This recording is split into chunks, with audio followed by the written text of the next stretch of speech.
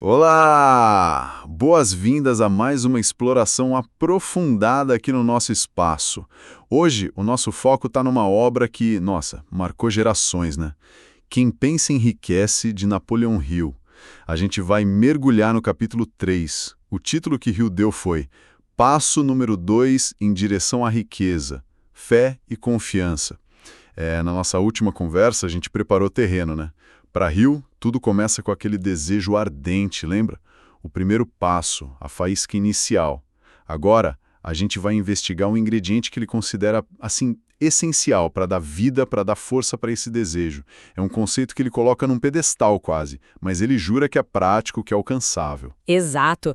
E olha, é fundamental entender logo de cara que, para o Napoleon Hill, fé é bem mais que só acreditar passivamente ou ter uma esperança meio vaga, sabe?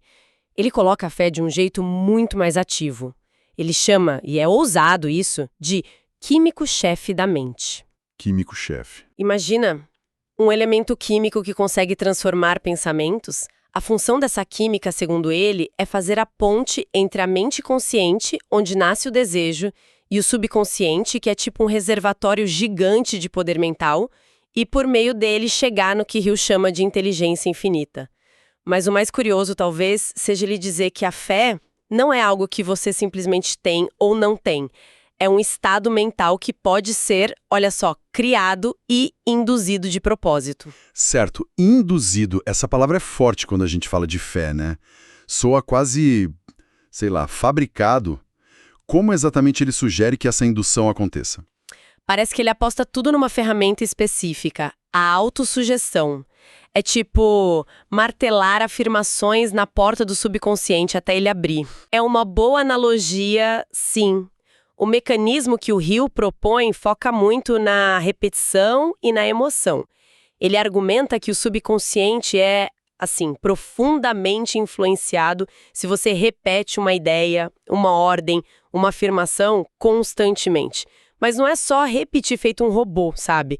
Essa repetição tem que vir carregada de sentimento, de emoção mesmo. Ah, entendi. Quando uma ideia é repetida com convicção, com sentimento, o subconsciente, que para Rio funciona meio que sem julgar se a fonte é boa ou ruim, lógica ou não, começa a aceitar aquilo como verdade. E uma vez que ele aceita, ele começa a mexer os pauzinhos para transformar essa ideia no equivalente físico dela, seja dinheiro, seja outra coisa.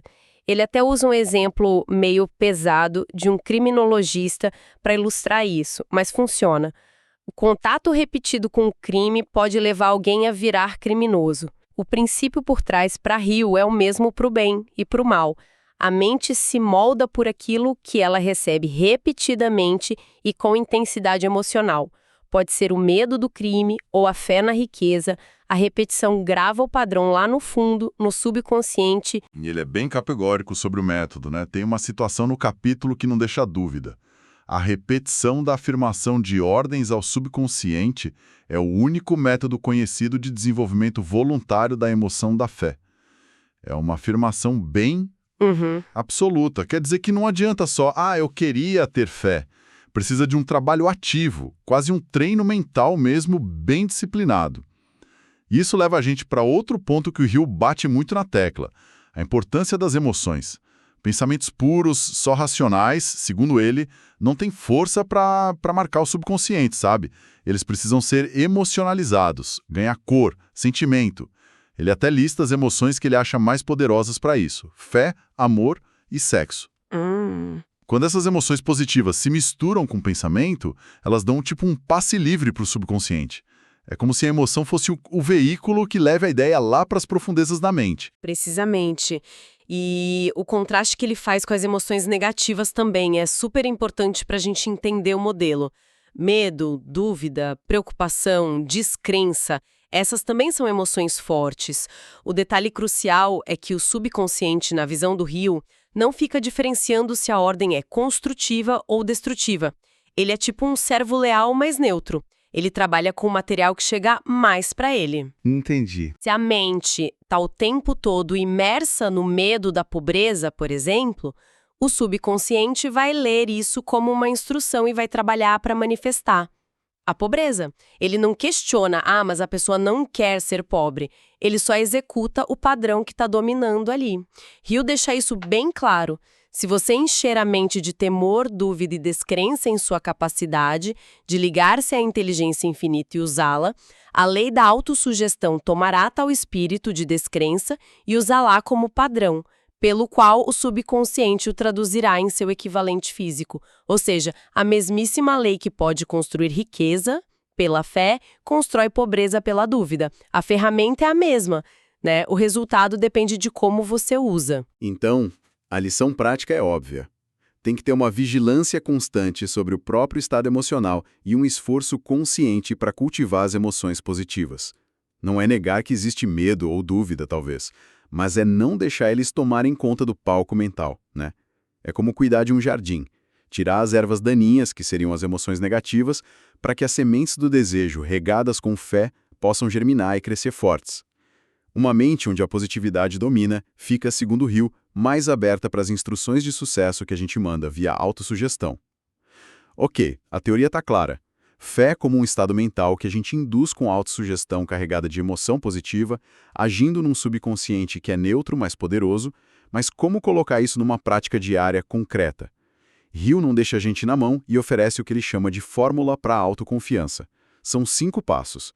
Parece ser a aplicação direta de tudo isso que a gente falou. Vamos dar uma olhada nesses passos. Sim, essa fórmula é, na essência, um protocolo de autossugestão focado em construir a fé em si mesmo e na capacidade de alcançar um objetivo. É onde a teoria vira prática mesmo. O primeiro passo ele diz: sei que possuo a capacidade de atingir o objeto do meu propósito definido na vida, por isso exijo de mim mesmo ação persistente e contínua nesse sentido, e prometo aqui e agora empreender tal ação. Essa parte do exijo de mim mesmo é forte, né? Não é um pedido, é uma ordem para si mesmo. Exato. Já estabelece a convicção na capacidade e o compromisso com a ação contínua. Porque sem ação, o desejo e a fé ficam só na cabeça. Verdade. Segundo passo. Compreendo que os pensamentos dominantes em minha mente se reproduzirão com o tempo em ação externa física, transformando-se gradualmente em realidade física. Por isso, concentrarei meus pensamentos por 30 minutos diários na tarefa de pensar no tipo de pessoa que pretendo ser, criando assim em minha mente um quadro mental claro dessa pessoa. Aqui entra a visualização, a concentração focada para moldar a autoimagem. É a aplicação direta daquela ideia de que o pensamento dominante se manifesta. E ele até coloca um tempo específico para a prática, 30 minutos. Reforça a necessidade de disciplina. Isso. Terceiro passo. Sei que, através do princípio da autossugestão, qualquer desejo que eu mantenha com persistência em minha mente procurará, com o tempo, expressar-se através de meios práticos de atingir o objeto existente por trás dele. Por isso, devotarei 10 minutos diários a exigir de mim mesmo o desenvolvimento da autoconfiança. Aqui o foco é explícito em desenvolver a autoconfiança usando a própria autossugestão. Percebe a sinergia? Usa-se a autossugestão, que é o método, para construir a autoconfiança, que é um pilar da fé. Vira um ciclo que se reforça. Faz sentido. Quarto passo. Escrevi claramente uma descrição do meu objetivo principal definido na vida, e não pararei de tentar até desenvolver autoconfiança suficiente para sua realização. A clareza do objetivo escrito e a persistência total. A gente já viu isso lá no Desejo Ardente, mas aqui ele conecta com a autoconfiança. O objetivo escrito serve como um lembrete constante, E um foco para a autossugestão e para a ação. E a persistência é a prova da fé em movimento. E o quinto, o último passo. Compreendo perfeitamente que riqueza ou posição alguma podem durar muito, a menos que construídas sobre verdade e justiça. Por isso, não me envolverei em transação alguma que não beneficie a todos a quem afeta. Terei sucesso atraindo para mim as forças que desejo usar e a cooperação de outras pessoas. Induzirei outros a me servirem por minha própria disposição em servir aos outros. Eliminarei o ódio, a inveja, o ciúme, o egoísmo e o cinismo, desenvolvendo o amor por toda a humanidade. porque sei que uma atitude negativa para com os outros nunca me poderá trazer sucesso. Farei com que os outros acreditem em mim, porque acreditarei neles e em mim mesmo. Uau, esse passo traz uma dimensão ética de relacionamento muito forte. Sim, e é fundamental. Hill argumenta que a fé e a autoconfiança de verdade não nascem num terreno de negatividade, de injustiça, de egoísmo. Construir relacionamentos baseados na cooperação, no benefício mútuo e eliminar emoções destrutivas como ódio e inveja, tudo isso é visto como parte do processo para atrair um sucesso que dure. Não é só técnica mental, envolve caráter, conduta. Analisando essa fórmula, dá para ver que é uma arquitetura bem pensada para reprogramar a mente.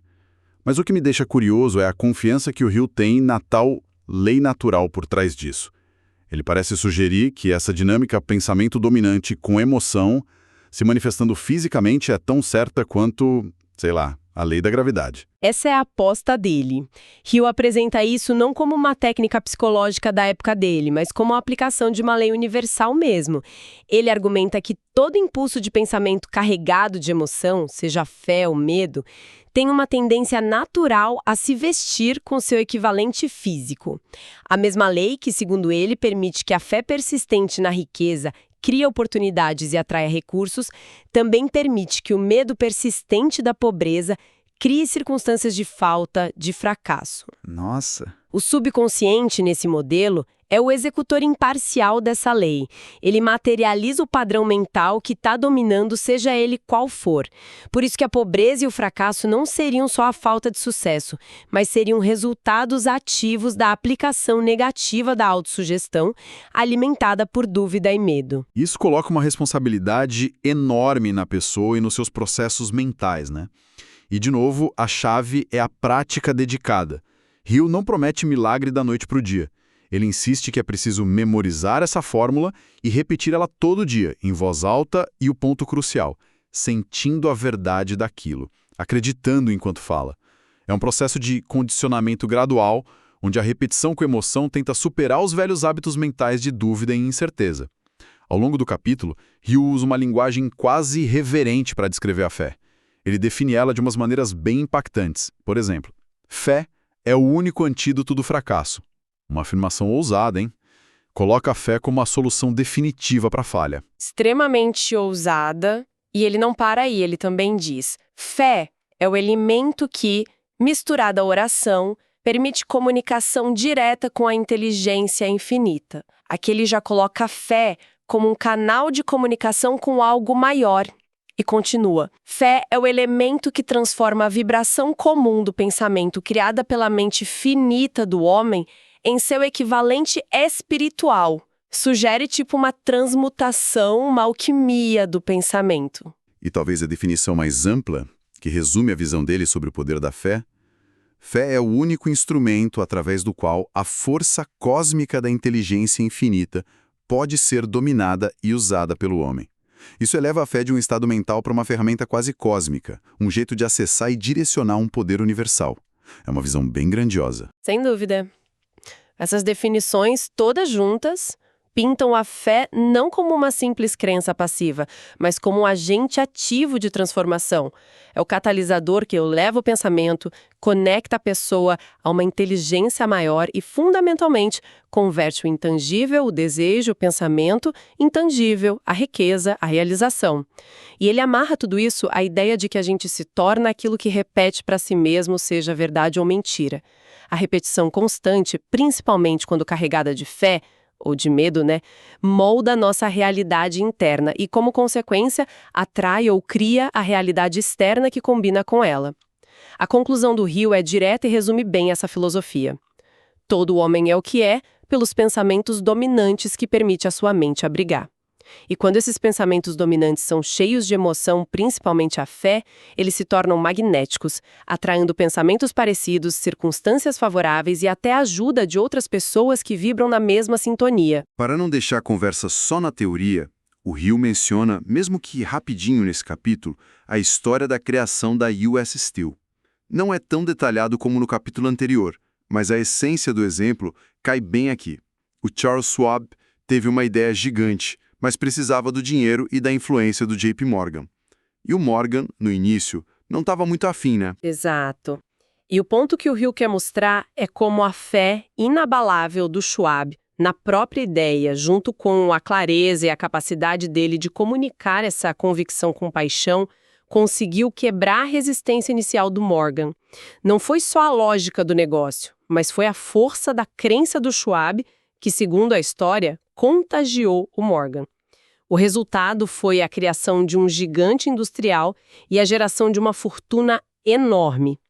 O exemplo serve para mostrar a fé não só como um estado interno, mas como uma força capaz de influenciar os outros e remover obstáculos que pareciam intransponíveis, transformando um pensamento usado em riqueza real, palpável. Mostra a fé em ação no mundo dos negócios. Perfeito.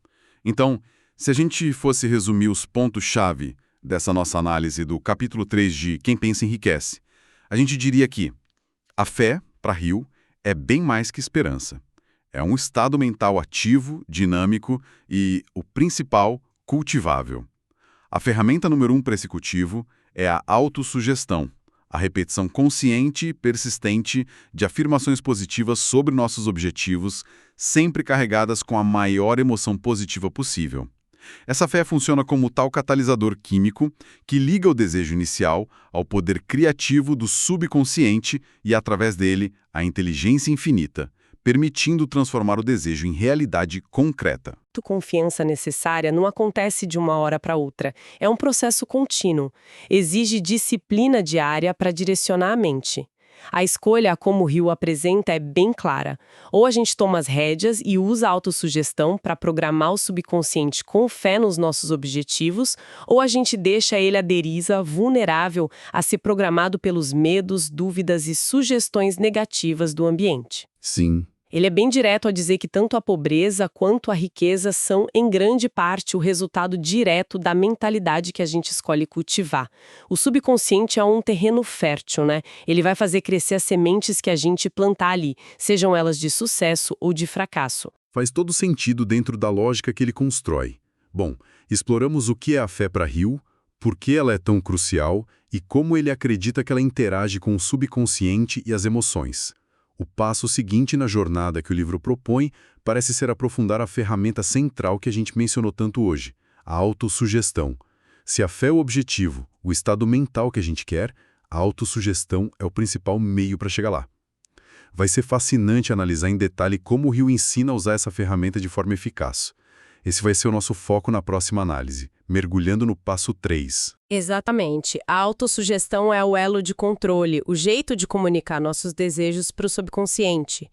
E para deixar uma reflexão no ar com base na nossa conversa de hoje, se a gente parte da premissa de Hill de que o subconsciente aceita e trabalha sem parar para materializar os pensamentos dominantes, especialmente aqueles carregados de emoção forte, seja a fé ardente ou o medo paralisante, que tipo de sementes emocionais estão sendo plantadas com mais frequência e intensidade na própria mente dia após dia? A natureza da colheita futura, seja de abundância ou de escassez, parece depender diretamente da qualidade dessas sementes mentais e emocionais que a gente cultiva agora no presente.